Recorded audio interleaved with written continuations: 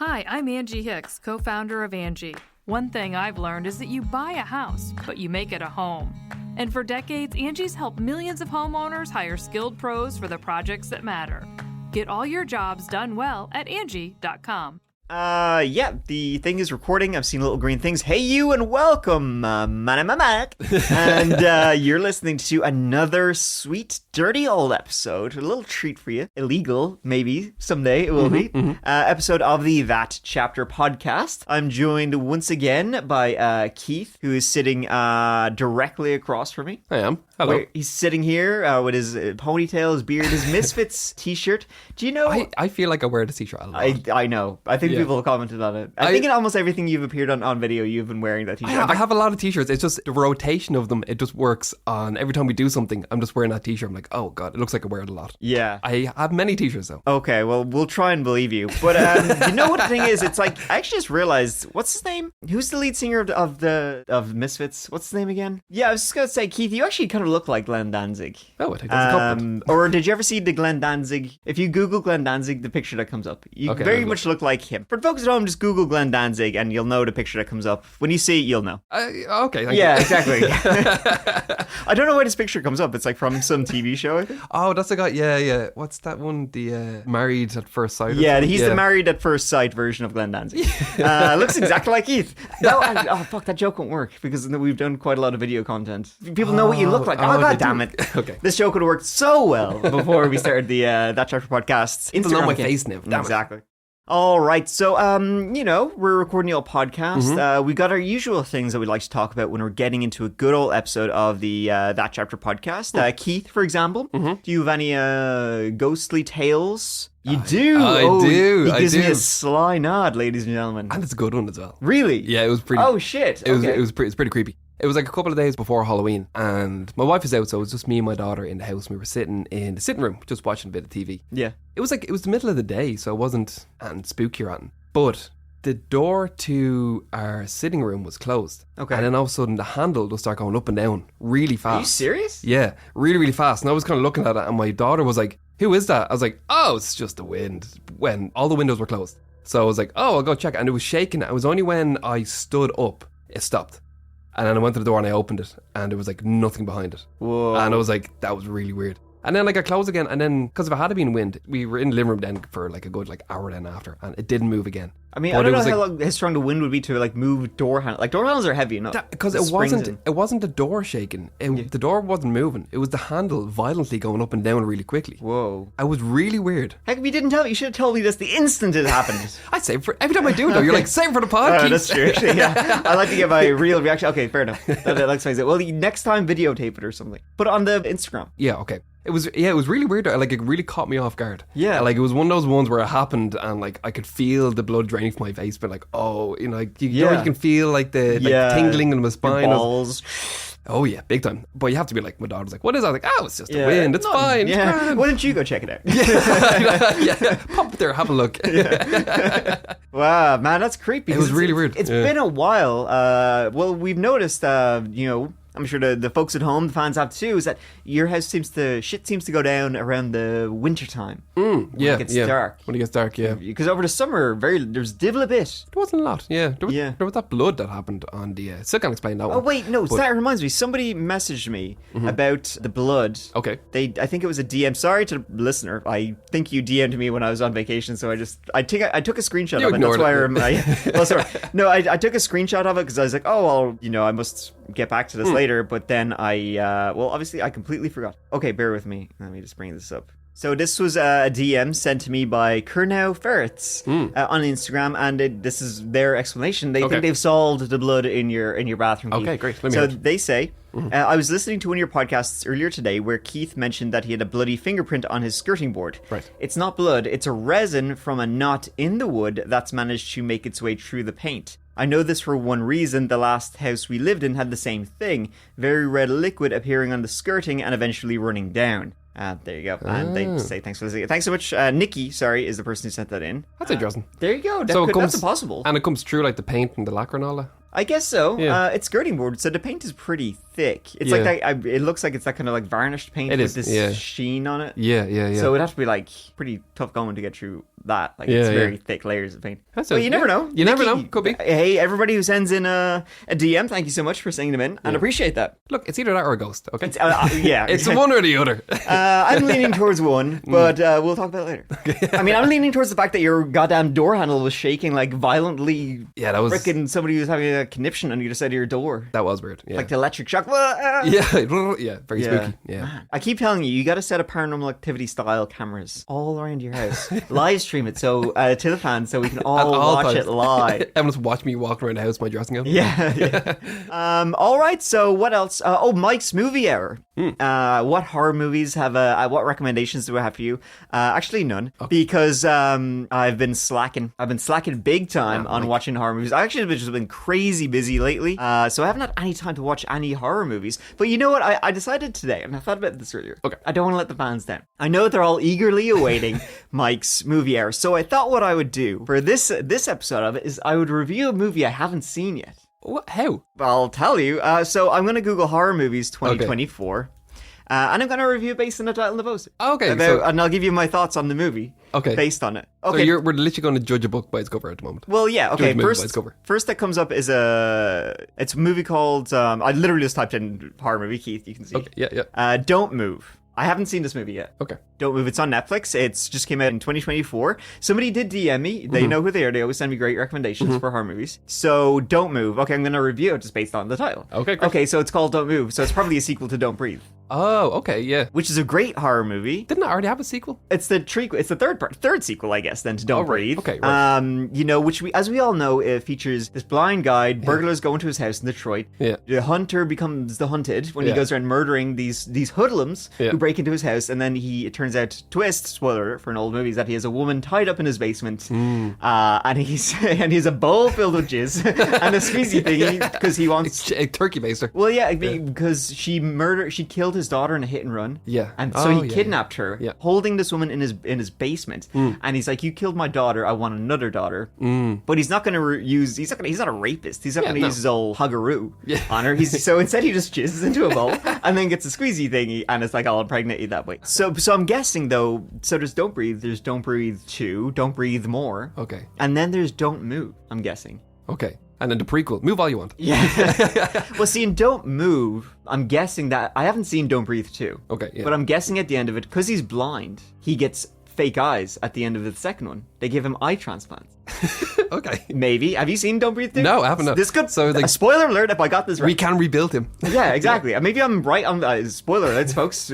Possibly. So what I'm guessing happens in Don't Move is that when they gave him an eye transplant, they accidentally gave him T-Rex eyes. Oh, nice. Okay. So that's why it's called Don't Move. Because as we all know, the T-Rex vision, it's based on movement. Clever girl. Yeah, exactly. There you go. Well, that was a philosophy. Whatever. It's a dinosaur. Yeah. So that's the plot of Don't Move. It's him chasing these people around, perhaps in a forest, with his bowl of jizz and his squeezy thing, and they can't move them.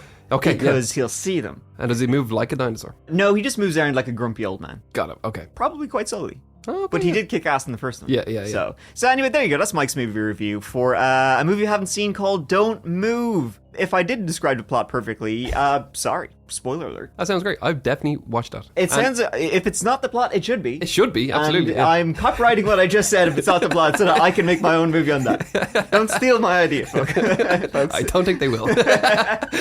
All right, so there you go. That's Keith's Haunted House story. That was a good one, bro. Yeah, I appreciate that. It was very creepy. Yeah, hell yeah. Hell yeah. I'll keep you up to date if anything else happens. Do, and if you see anything creepy in your house, post it to the That Chapter Instagram. That Chapter Podcast Instagram be in the description. So keep the folks updated and let's see where it goes. But right now, we're going into today's episode of the That Chapter Podcast. And today we're talking about the tube sock killings. Ladies and gentlemen, this is a story I wanted to cover for a while. I've never talked about it before. But I've been an eager little beaver to give it a go. So shall we? Why not? On August 10th, 1985, Tacoma residents 42-year-old mother of five Ruth Cooper and her boyfriend, 27-year-old Stephen Harkins, along with Stephen's faithful pooch, set out for a weekend camping trip at Toole Lake in Pierce County. This is close to Tacoma, Washington, so picture, Mount Rainier, Pacific Northwest, tall evergreen trees, and all that sort of thing. The couple, they worked together, as teachers at a vocational school, and so this was their weekend off together. Some nice camping in the woods be the dream. Well, done, because that dream turned into a nightmare. Toole Lake actually isn't too far from where they shot The Ring. So no shit. Yeah, just when they try, or when she tracks down the origin of the tape in the cabin in the woods, it's not too far from where it's happened. So similar vibe. Okay, so little girls crawling into wells and such. Yeah, exactly. Cool. Exactly. All right. When the couple didn't report for work on Monday morning, their colleagues knew right from the off that something had to be wrong. The couple simply weren't the type of people to not show up for work without a word. With their disappearance being so out of character, the alarm was raised right away, and a search began. The initial search, though, didn't last too long at all. Just 4 days after the couple had set out for their weekend adventure, their campsite was found. And still in his sleeping bag was Stephen, or rather, his remains. Stephen had been shot once in the head at close range, most likely as he slept. The same sad fate had befallen Stephen's dog, whose remains were found close by a week later. 2 items found at the campsite turned crime scene were Ruth's Volkswagen station wagon and her shoes, the presence of which told detectives that she hadn't driven away from the area and had likely not walked away of her own free will. Ruth wasn't a suspect, she was likely a victim. The big questions being of what and who, and had he, her, or they struck before. It was nice of you to add her in there. It was very inclusive, but I think we can be real. It was probably a guy. Well, you never know. Women are serial killers too. That's very sexist of you to say. Are you saying women can't kill? Oh, we're just better at it. But yeah, that was pretty much all the evidence that they were working off. Stephen, he was shot with a .22 caliber bullet, which that's pretty common ammunition. Yeah. So that was no help at all, and there was no other trace evidence left at the crime scene at all. So they really did nothing to go on after this. Yeah, that's it. Stephen's murder and Ruth's disappearance was only a few months removed from another heinous crime that was still being investigated by the neighboring Grant County Sheriff's Department. See, in March, the bodies of another couple, this time from Kent, Washington, that was 25-year-old Edward Smith and 26-year-old Kimberly Levine, had been discovered. Now, Kent, where they lived, and Grant County, where they were found, it's a 3-hour drive between the two, so they were found, quite far from where they lived. Kimberly had served 4 years in the United States Air Force, her way of putting herself through college. After leaving the force, she attended the University of Southeastern Massachusetts at Dartmouth, where she met Edward Smith, and the two fell wildly in love. The couple had moved to the West Coast for Kimberly to take a new job after she graduated with honors. Look at you. Well done. In one of her regular phone calls home, she happily told her mom about their plans to return home in the summer to get married with their families present. With her new job and relationship going as well as anyone could hope, all her hard work was finally paying off. So, why the trip that took them 3 hours away to where they were found in Grant County? Well, Kim and Ed had just got a new car, and on Saturday, March 9th, 1985, they were looking forward to a trip to get it out on the open roads through the Cascade Mountains and across the Columbia River. When neither of the couple reported for work on Monday, March 11th, 1985, they were reported missing, and a preliminary search began. Edward was first to be found. He was actually found on the 10th before the missing persons report was even made, but he wasn't positively ID'd until several days later. Ed had been dumped in a gravel pit close to the Columbia River. His hands had been bound and his throat cut. An intensive search was launched, but it would still take weeks to finally find Kimberly. 14 days after the pair were reported missing, the car they'd been so excited to try out, it was discovered at an overlook above the Columbia River. They managed to obtain a single fingerprint from the vehicle that didn't belong to either of the couple, and that would later prove vital. But further searches turned up nada. It was only by chance that her skeletal remains were finally found in a field 2 miles from where Ed was found. The bones were obscured, hence why they weren't found until August of 1985. And the state of her remains also made it impossible to discern her cause of death. So, the proximity in both geography and time led journalists and law enforcement officers to speculate that the two incidents, these two couples who disappeared and were found dead, could they be linked? The first one back in March, and then in August, this other couple goes missing, and, well, one of them was found dead. The cases, they went cold, the two double homicides, but it would soon heat up again. On October 26, 1985, a couple of hunters stumbled across what they immediately recognized as a human skull near some woodland, only 1.5 miles from where the couple had camped, and Stephen's body had been found 2 months earlier. The skull was sent directly for testing by a forensic odontologist and was quickly matched through dental records to Ruth Cooper. 2 days on from finding the skull, the rest of Ruth's remains were found, and they were just 15 meters or 50 feet away from the initial discovery. Take 2 days to find the rest of the body. I know, yeah. It must be like really thick, kind of. Yeah, like it was only, rush. 15 meters away? It's like they found a skull and were like, oh, we must get it to the lab immediately. And they ran off. Yeah. Well, the rest were still laying there. Like, that's less than a bowling alley lane is longer than that. Yeah. I know. If you find a skull, just have a snoop around. Okay? Yeah, you might find something else. Yeah. You never know what else will be lying around.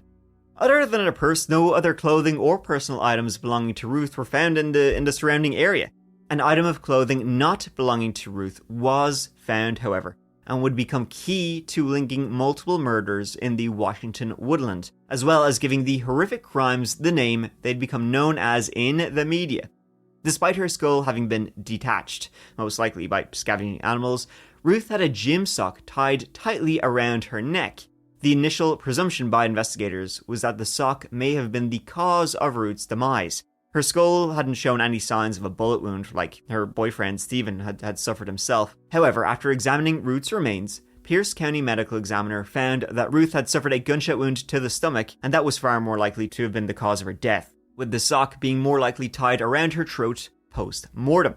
So there you have it. Now that's all 4 bodies found. That's Stephen, Ruth, Ed, and Kimberly. All of them have been found. These two couples murdered only a couple of months apart in this very, same kind of sort of area. Yeah. When the police came out and they said that they recovered a white, stretchy, knee-high basketball sock around 3 feet long, and it was tied multiple knots around Ruth's neck, the detectives on the case, they also added that it appeared a little dingy. Which is like, yeah, obviously. Yeah. It's got like, it looked like a clean sock. Like, yeah, like, exactly. Look at that sock. Gross. Yeah. But the police, they did initially have a suspect on the case. So Stephen and Ruth, they were last seen leaving a wedding reception the day before their camping trip. Okay. And friends and family, they reported nothing unusual except for one unnamed wedding guest. And he was searching for Stephen to resolve a dispute over a motorcycle accident. Ooh. However, they did follow up on it and they questioned him, and the incident it led to no more clues. Yeah. So I guess it didn't rule out, but just didn't lead anywhere. Yeah, exactly. It'd be a fairly determined guy who would follow them camping.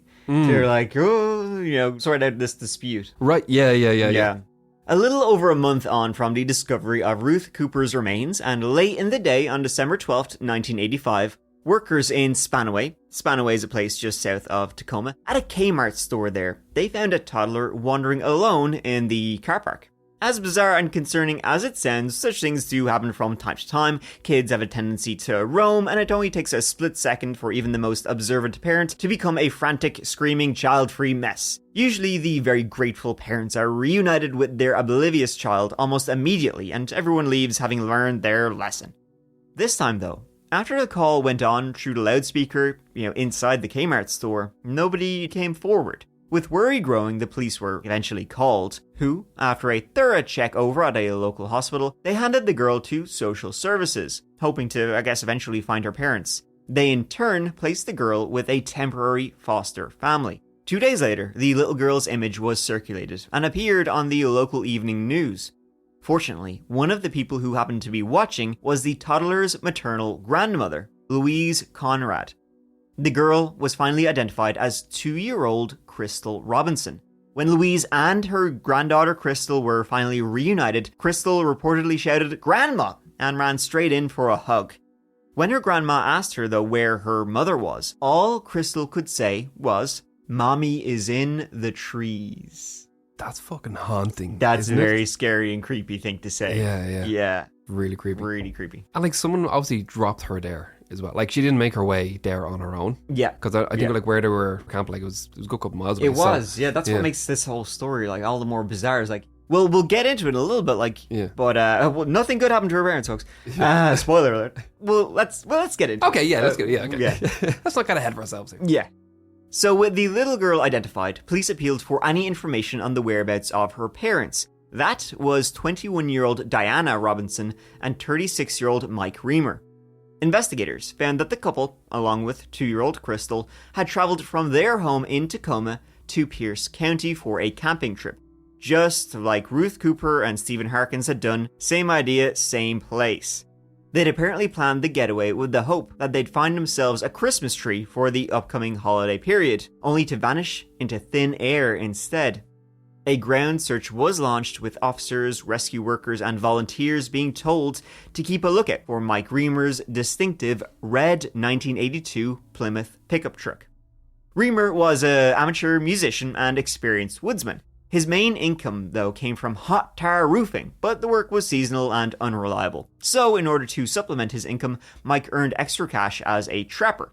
With this in mind, detectives felt it was highly unlikely that the couple would have become lost, and what was more likely was that they probably ran into trouble, but of what kind was still left up in the air. Mike Reamer's best friend, Steve, of course his name's Steve, helped with the search and said he was sure to check the places that Mike, would usually set his traps, but turned up nothing.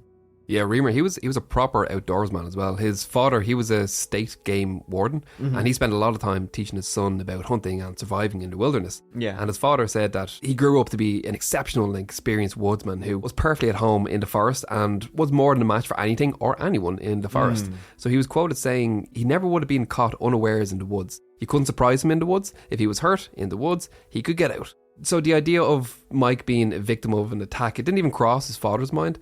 He said that Mike, he owned a variety of guns and always carried a .22 caliber handgun with him. So he was sure that Mike's pickup, it must have just slipped on black ice and it skidded over a bank somewhere and they were lost. He was like, there's no way that he was attacked. Couldn't be that. It has to be an accident somewhere. Yeah, exactly. Which doesn't explain how his daughter showed up then. Yeah. Which is weird. Yeah, but yeah. This story is so bizarre. It was 2 months on from the couple's disappearance, on February 18th, 1986, that a motorist made a grim discovery that officially turned the investigation into a criminal one.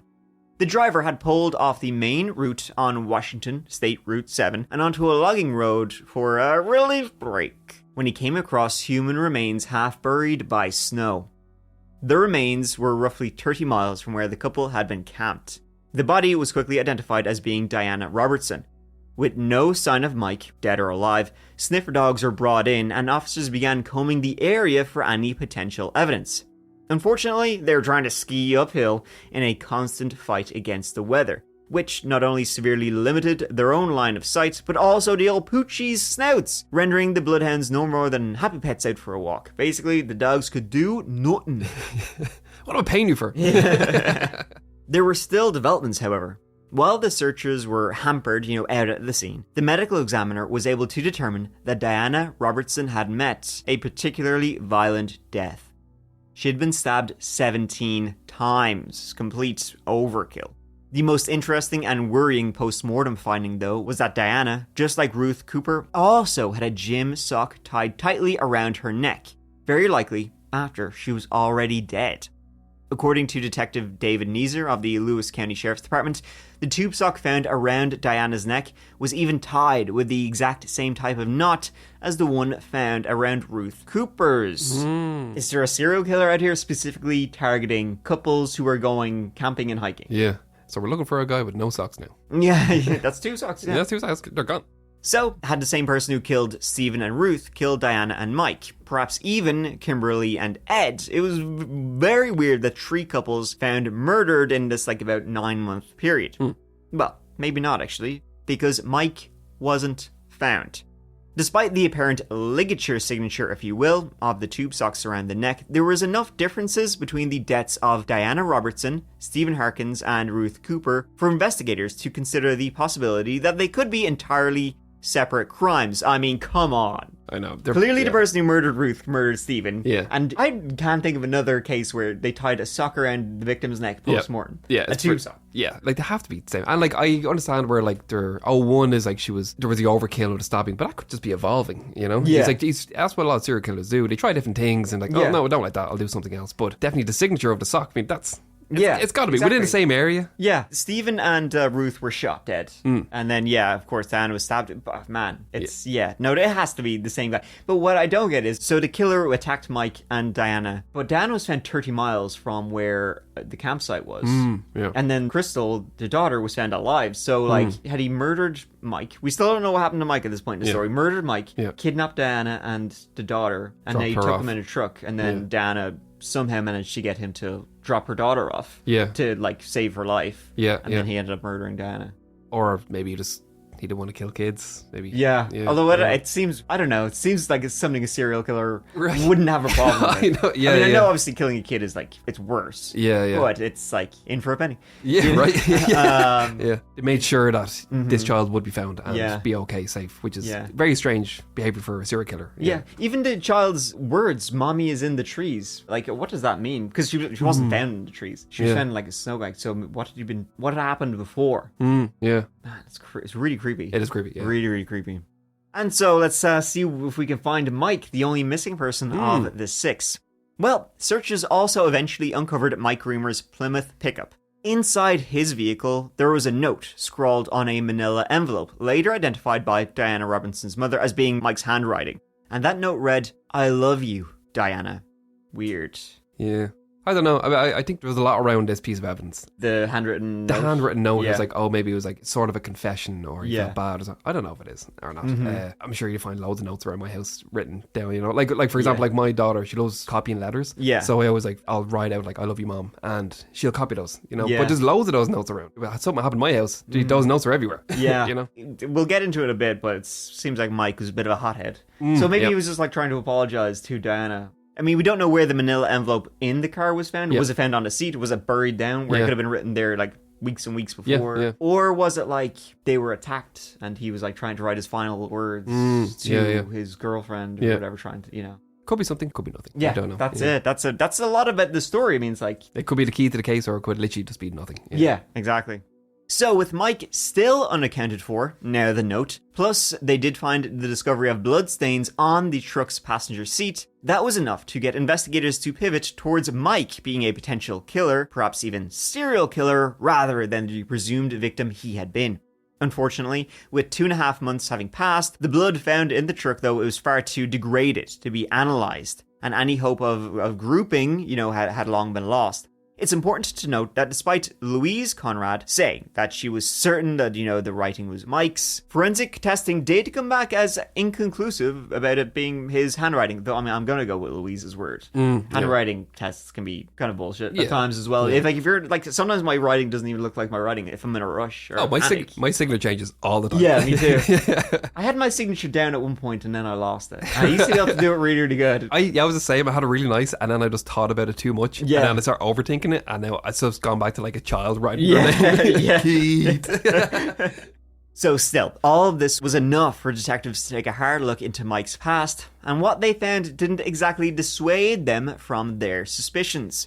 According to pretty much everyone who knew the couple, Mike and Diana's relationship wasn't at all stable, and Mike was known to have a violent streak, which was shown in a history of domestic abuse cases that had culminated in his arrest the previous October. Diana's sister, Darlene, told police that Mike frequently beat ever-living shite out of Diana. In fact, at the time of their disappearance, a restraining order was still in place that had been ignored by the couple. Their working theory was that Mike had killed Diana but couldn't bring himself to do the same to their 2-year-old daughter, Crystal, so he abandoned her somewhere he knew she'd be found instead. While some suspected Mike might even be guilty of Ruth Cooper and Stephen Harkin's murder as well, months previous, it did seem very likely that whoever murdered one murdered the other.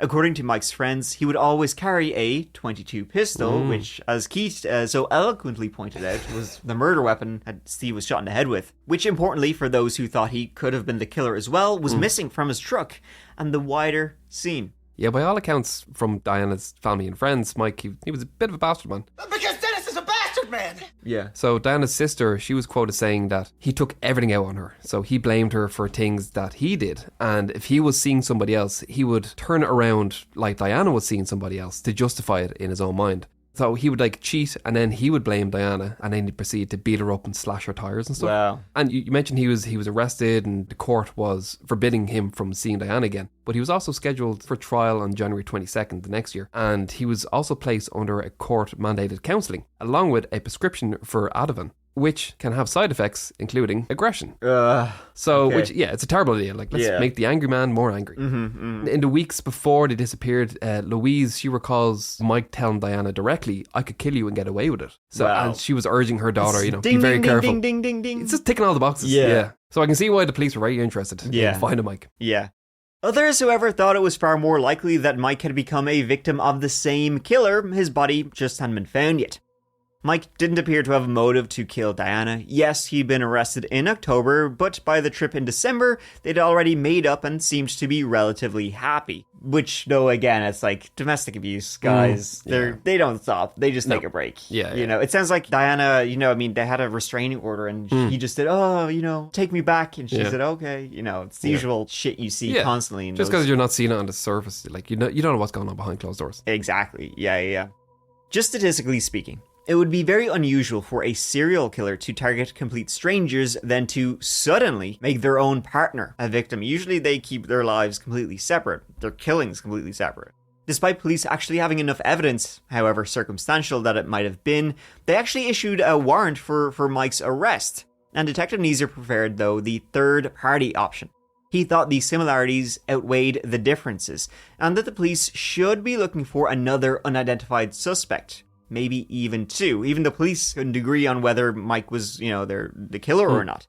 The official line, though, was that until they had Mike in custody, or his body, police would continue to consider him a suspect, and even offered a $2,000 reward for information leading to his arrest, or the recovery of his remains. In a newspaper interview, Neeser himself floated the idea that Mike might have had an accomplice who helped him get out of the area.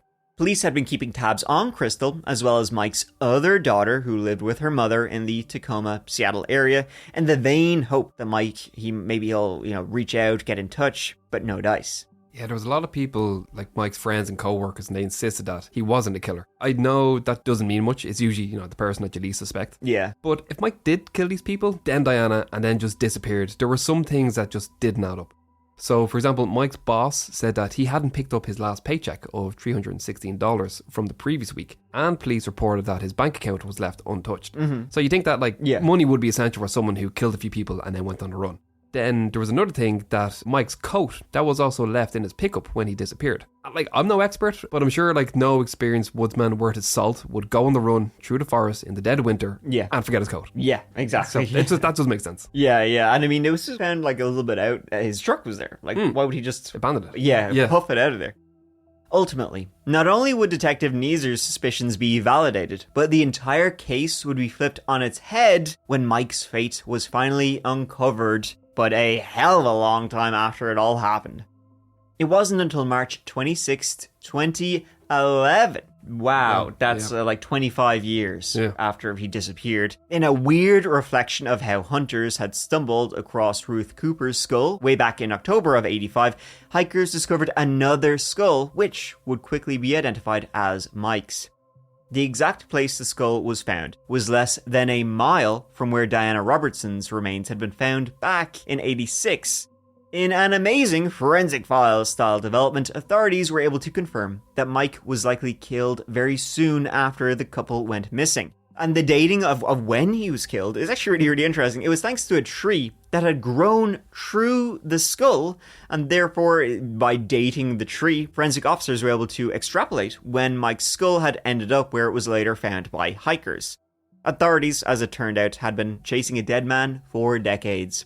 Though they weren't able to confirm an official cause of death for Mike, they were able to rule out the gunshot to the head that had killed, a previous victim, Stephen Harking, owing to the condition of his skull. So he wasn't shot in the head like the previous male victim had, which is kind of interesting. Though then again, maybe he was shot in the chest. Yeah. Mike's own pistol, by the way, has never been recovered. And given the lack of a wound to the head, that would point away from any notion of Mike's death being a suicide.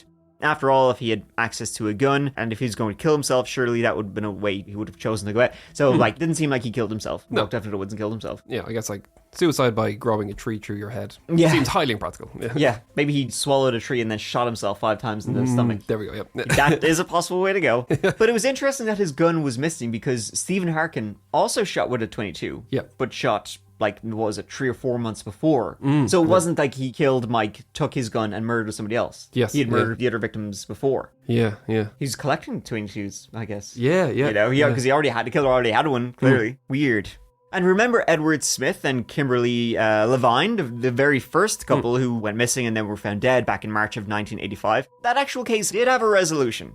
4 years after Kimberly's remains were recovered, investigators got a hit on the fingerprint that was recovered from their car that was found overlooking the Columbia River. And this was long before the centralized database existed, which, likely would have ended the mystery a hell of a lot sooner.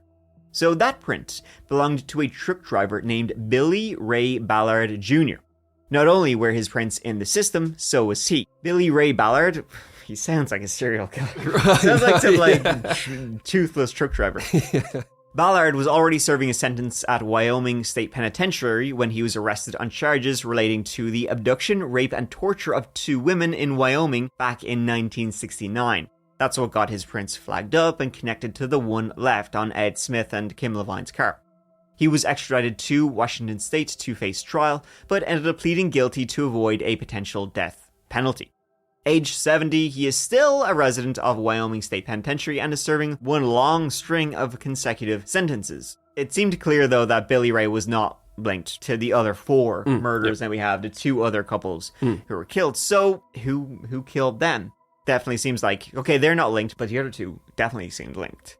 So the prevailing theory is truly what it sounds like, an unidentified serial killer.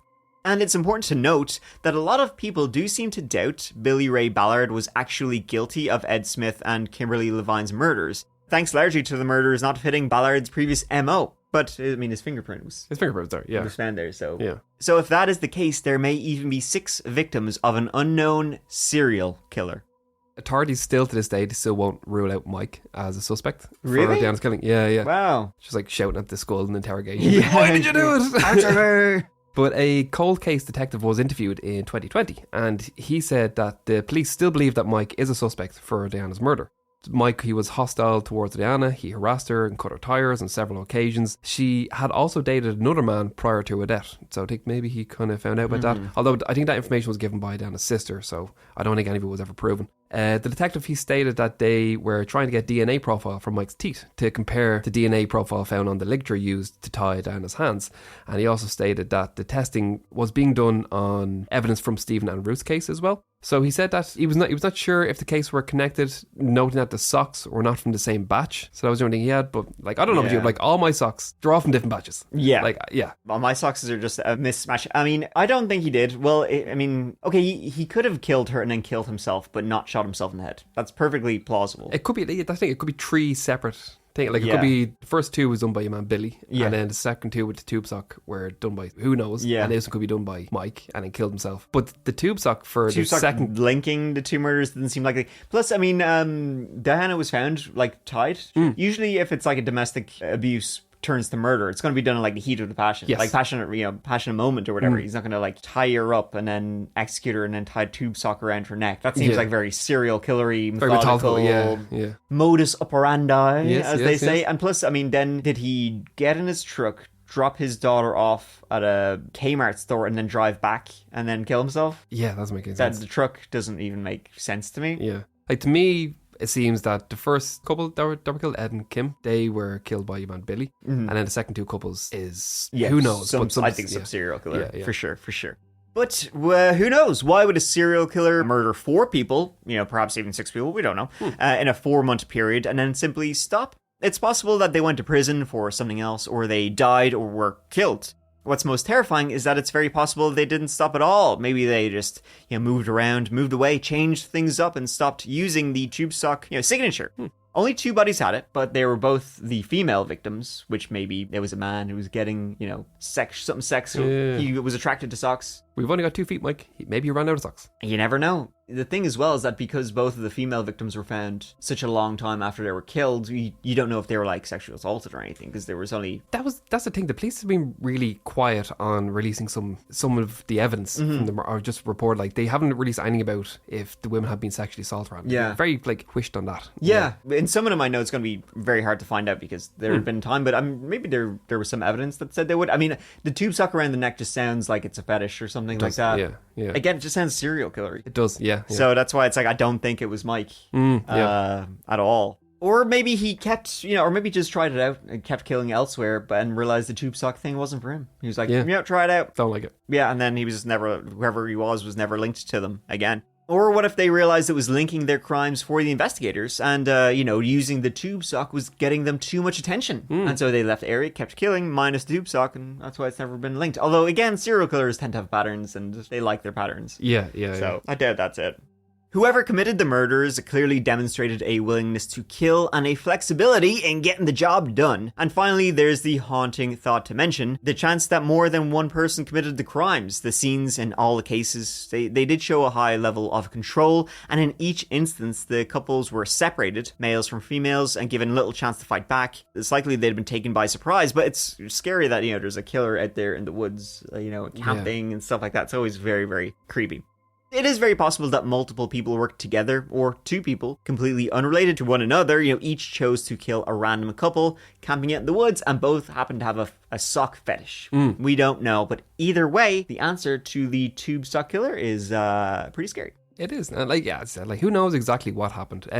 One thing is for sure, though, there was enough serial killers in the Washington State area in the 1980s. Yeah. So there was Gary Ridgway, the Green River Killer. Yeah. And he'd strangle his victims and dispose of their bodies in wooded areas or along the river. And he was believed to have murdered at least 71 teenage girls and women. Yeah. He was only convicted on 49 separate murders. So only 49. Well, compared to the 71. Yeah, possible. I know, but man, mother God. And then there was Robert Lee Yates as well, the grocery bag killer. He shot his victims and left their bodies in remote locations or buried them on his own property. But there was actually there was a shockingly number of unsolved murders in the Seattle area that we're talking about. Yeah. There was a list I came across on the Seattle Times, and it listed 40 unsolved murders since 1984, which the majority are women. So yeah, something going on around there. Yeah, I've noticed that before, even just covering stories on the channel. There's a lot of serial killers in the Washington, State Seattle, area, Portland, all this area, Pacific Northwest. They love them serial killers. Yeah, they do. Sure, wasn't Ted Bundy from there? He definitely operated around there. Where was Ted Bundy from? Or where did he kill? I think he was from Washington, was he? He's from Vermont, but didn't he kill people in Washington? Washington, Oregon, yeah. Ted Bundy killed people up there. Mad people, yeah. I think that was a lot earlier though, wasn't it? This is in the 70s, yeah. But there you go. All right, that is the story, folks, of the unsolved tube sock killer murders. If any of you have any ideas, well, don't tell us. Tell the police, please. call the police in around the Tacoma, Washington area, and let them know. Just send in your DM. They're like, nah, I'll get back to them later. I forgot. Yeah. I'll screenshot it and forget it. All right, folks, thank you so much for listening. A new episode of the thatchapter podcast is out there on Monday. So please subscribe, give it a go. But you know what? Maybe in the next episode we'll do more reviews of movies I haven't seen. I'd like that. I thought it was good. Just Yeah, I'll try. And maybe Keith will have more haunted ass stories about. Man, that one's freaky. I know. I'm like fingers crossed, but also I kind of wanted to stop. Yeah, exactly. Fingers crossed, but also cross that it won't happen. All right. Thanks so much for listening, guys. See ya. Bye.